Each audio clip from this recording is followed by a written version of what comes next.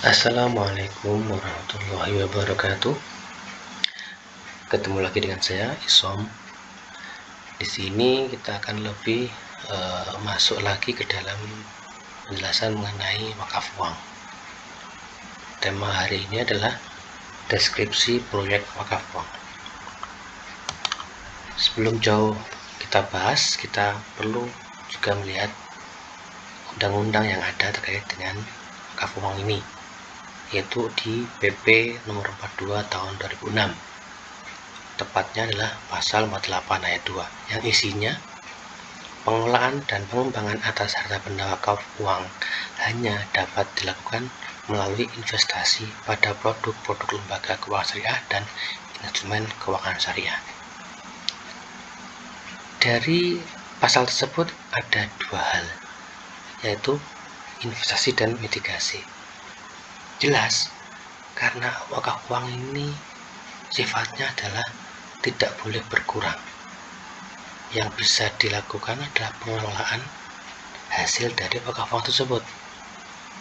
Jadi, dan itu pun juga ada syaratnya, hanya dapat dilakukan dalam koridor investasi pada produk lembaga syariah. Jadi memang harus hati-hati dalam pengembangan atau mengelola hasil wakaf uang tersebut, karena ketika ada suatu investasi yang itu kemudian tidak pada produk lembaga keuangan syariah, misalnya di bank konvensional, tidak bisa diterapkan. Dan ketika dipakai di luar bank syariah, harus juga ada piranti yang menyertainya, syarat yang tertentu. Kita bahas di slide berikutnya.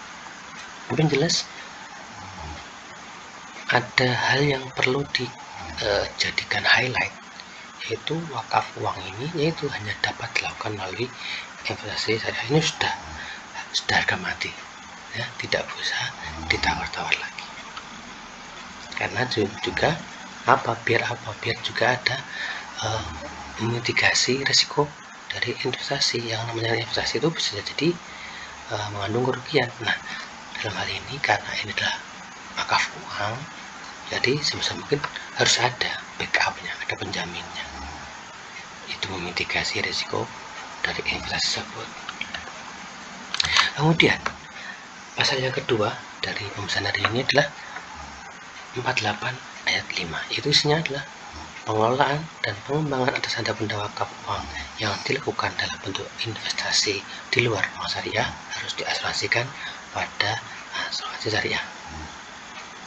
Ya, dan kali ini diterangkan di bawahnya adalah ada dua hal dari atas, yaitu adanya asuransi syariah dan adanya majelis investasi. Nah, tadi menyambung tadi, ketika memang di pasal sebelumnya itu disebutkan ketika di dalam nanti itu mau investasi ke dalam lembaga keuangan syariah, ya harus disampaikan ke lembaga keuangan syariah yang seperti bank syariah, itu bisa. Nah, kalau nadir sebagai pengelola wakaf uang itu mau menginvestasikan di luar bank syariah, maka yang harus dilakukan adalah harus diasuransikan, dan jelas dengan asuransi yang berkonsep syariah. Ini harus dijadikan pedoman. Jadi kan harus ada suatu kepastian, ya, harus dijadikan suatu hal yang menjadi suatu suatu hal yang harus dijadikan patokan. Dan itu harus adanya juga manajer investasi. Ketika nanti dengan kualifikasi yang belum bisa secara profesional, ya jangan berani-berani untuk mengelola uang itu, karena ini adalah uang hasil wakaf uang yang harus dimaksimalkan untuk pengelolaannya. Kalau perlu membayar mahal satu orang manajer investasi, bayar mahal, itu harus dilakukan kalau memang diperlukan. Jadi memang ada hal yang harus jadikan pertimbangan oleh nadir bila ingin menginvestasikan hasil wakaf uang tadi di luar bank syariah. Kemudian skema pengelolaan wakaf uang, ya, untuk lembaga keuangan syariah itu ada beberapa hal yang bisa dijadikan jalan untuk bisa mengelola keuangan wakaf uang tadi. Pertama, bisa lewat deposito syariah. Deposito ini lumrah ada di dalam bank-bank syariah. Dia bisa dimasukkan ke dalam deposito syariah. Yang kedua, sukuk. Sukuk ini bisa diartikan sebagai surat berharga yang diterbitkan oleh pemerintah bisa, swasta bisa, dan itu jelas berkonsep syariah. Yang ketiga, fintech syariah, yaitu pembiayaan syariah. Pembiayaan dengan syariah. Yang keempat adalah pasar modal syariah. Nah, di sini pasar modal yang ada ini tidak seperti pasar modal yang kebanyakan yang ada di negeri kita kan dia kita juga punya pasar modal ya. Kita juga punya pasar modal yang non syariah, artinya yang selama ini ada.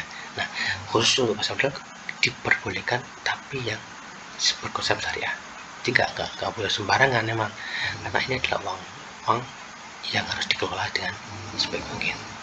Kemudian yang bisa dilakukan adalah untuk investasi di lembaga ini bisa dia menginvestasikan ke dalam sektor ini, tapi dengan syarat. Syaratnya apa? Harus juga diasuransikan dalam koridor asuransi syariah. Biar apa tadi mitigasinya biar bisa terpakai mitigasinya. Kemudian pemanfaatan hasil investasi wakaf uang. Pertama, bisa dipakai untuk dana operasional. Misalnya, bisa dipakai untuk dana operasional sekolah.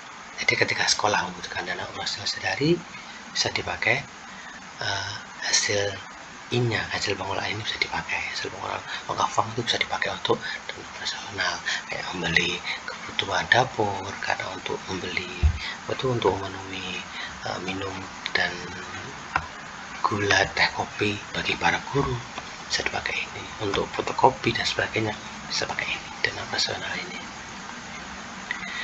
Dan kedua, dana sosial. Dana sosial ini bisa dipakai juga misalnya seperti ketika ada satu bangunan pos kampleng yang mungkin rusak atau perlu perbaikan, nah bisa dipakai ini kan dana sosial juga kan. Atau mungkin juga bisa dipakai untuk antar jemput atau mengantar saat warga yang butuh harus segera masuk ke klinik atau apa, nggak ada kendaraan dan sebagainya, harus menyewa, ini bisa dipakai sosial ya, bisa dipakai contohnya itu. Yang kedua adalah dana dakwah. Nah, dana dakwah ini misalnya dipakai ketika dalam suatu masa ada dakwah yang mungkin membutuhkan dana seperti untuk membiayai wisyarah atau fee ustadz atau kiai, bisa dipakai. Kalau bisa juga untuk membiayai perjalanan ke satu lokasi yang membutuhkan biaya, bisa dipakai dana ini. Yang kedua, dana beasiswa. Dana beasiswa juga bisa untuk mahasiswa atau untuk siswa yang merasa kekurangan pembiayaan, bisa dipakai dana ini. Dan yang ketiga adalah dana kesejahteraan. Ini artinya dana kesejahteraan ini bisa dipakai mungkin untuk guru, untuk karyawan yang mungkin posisinya juga sangat membutuhkan, yang bisa dipakai. Yang untuk sosial juga bisa dipakai. Dan berikutnya adalah wakaf uang ini harus ada dua keuntungan sekaligus. Pertama, keuntungan duniawi jelas ya, materi yang harus juga bisa didapatkan. Yang kedua, keuntungan ukhrawi jelas, ini berlakunya adanya bisa dengan istilah jamaah jariah. Yang ketiga, wakaf itu sudah ikrar wakaf itu ada, maka insya Allah dalam keuntungan ukhrawi itu akan tetap ada, karena wakaf uang bersifat terus dan kelanjutan. Kemudian proyek pendanaan melalui investasi syariah jelas harus detail untuk pembutuhan pendanaan, karena apa? Biar bisa lebih jelas untuk pendanaannya. Yang kedua adalah nggak boleh lebih dari 60% dari keuntungan atau hasil investasi itu. Kalau lebih itu bisa dipakai yang lain. Yang berikutnya adalah jenis investasi harus dipilih yang paling menguntungkan. Jelas ini paling menguntungkan, karena mungkin pilih yang tidak menguntungkan. Yang berikutnya adalah harus disertai analisa potensi risiko keuntungan. ketika ini dilakukan analisanya dengan cara yang bagus, insya Allah akan juga bagus juga untuk hasil dari pengelolaan wakaf uang tersebut. Akhirnya pendanaan proyek dengan wakaf uang. Wakaf uang merupakan investasi yang membangun masa depan yang lebih berkelanjutan dan adil. Dengan pengelolaan yang bagus, dari hasil wakaf uang tersebut akan dapat memberikan dampak positif bagi masyarakat secara berkelanjutan. Demikian yang bisa saya sampaikan terkait dengan proyek deskripsi proyek wakaf uang. Salah kata mohon maaf. Akhirnya, assalamualaikum warahmatullahi wabarakatuh.